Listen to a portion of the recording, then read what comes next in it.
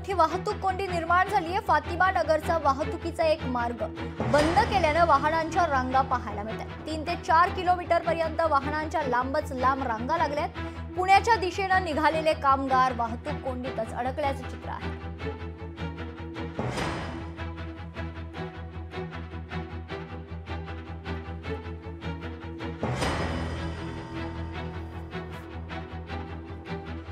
पुण्यात मोठी वाहतूक कोंडी पाहायला मिळते।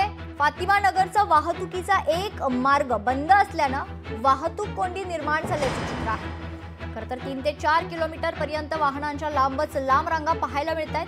पुण्याच्या दिशेने निघालेले कामगार कर्मचारी हे वाहतूक कोंडीत रस्त्यातच अडकलेत।